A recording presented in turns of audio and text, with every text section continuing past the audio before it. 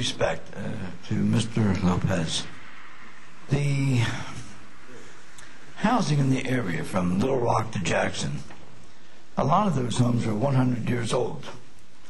At one time, a lot of these homes were big, beautiful dwellings. Over time, they have been converted to duplex, triplex, fourplex. A lot of these apartments now are substandard. And forgive me, but when I say Mr. Lopez fighting to keep the Hispanic Alliance or, in substandard housing, I can't understand this. Truthfully, I'm extremely happy that you're going forward with the tax abatement program.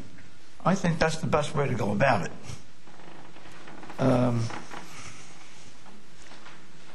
That's all I want to say. A lot of the housing is substandard, basically, and the area has been declared blighted legally. It's not a happy place to live anymore. It's overcrowded. There's too many cars in the street. It's not a good area anymore. And I'd like to see you reverse what has happened over a period of time. And I know you're trying. I know it's difficult. However, my biggest thing I'd like to point out is most of those apartments are substandard. I thank you. Thank you, Mr. Olive.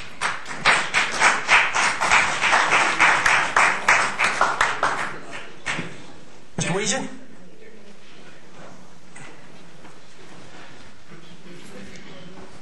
Mike Wiesen, 326 North Dorset.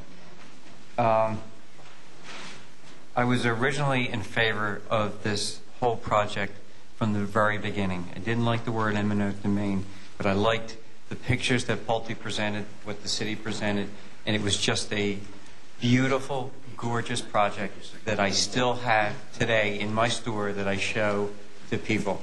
And I hope at some point, I hope while I'm still living, that I see something that beautiful down there. But with this new redevelopment, it makes it a lot easier and a lot clearer to understand what's going on, because even though I was involved in the other thing, I thoroughly didn't understand the whole project. When you're reducing this down to about 7 properties, I think it's a lot easier to understand what the city is trying to do here. I have to address Pinky's concern about the timeline. I can see where he's coming from timeline-wise, because he doesn't want to see it dragged on for another 10 years. Timeline, if we're using code enforcement comes in, specifically points out what has to be done, and it has to be addressed within a certain period of time. So I think that will address the timeline that Pinky is pointing out, because timeline is, we just don't want to go see another 5 years go down and see the same look that we have from Victoria down to Jackson. Thank you for taking us out of limbo. We've been in limbo for 2 years, not knowing where we were, up, down. Is there eminent domain still on the table? Is it off? Now we know a big part of it is off, and just specific parts are addressed. What else did I want to put here? Clarity. This does clarify so much of what's going on down there. In the past 6 months, there have been more people interested, not buying, but at least interested in looking at that area, where in the past 5 to 6 years, nobody was looking. Absolutely nobody.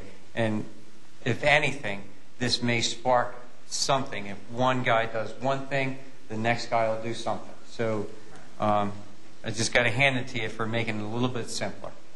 Thank you. I think what I hear from the young lady behind me was the fact of communication. And that happens to be my industry, and I believe there is a true lack. I don't know what you folks are doing. I'm not a whiz with a computer. I have never been on your website. I don't know about websites. I don't look to that before. But there has to be a way for you to communicate so that the public will know. And I would like to make the suggestion that whether it's minutes that are taken of this meeting be included, give it to the current, let him run it as sheet in there, because that paper goes to every household, I believe, in the community. And then just put that out so it's the written word. I think people need to know what you folks are doing. I don't know. And as much as I'm involved in things, I don't know what's going on within the city. And I think this is the way to do it. If we clarify everybody's mind in knowing, well, they're going to be discussing this. These are the things we want to know about. I'm going to be here. I came tonight because of the interest by a gentleman who called my show and telling me about some of the things that are happening I want to know about. So I'm sitting here and I'm listening and I'm finding out what's going on. I think you need to do that. It's a simple thing to do. It's not going to cost you a lot of money to do it. Why not make it available? Even your meetings on television. People are not watching it. Very seldom will see it. So I live on Vector in Jackson Avenue. I get Atlantic City's. I do not get yours, so that I can't see that as well. So I urge you, form a line of communication with every household in this community, and it can be done without spending a lot of money. Thank you.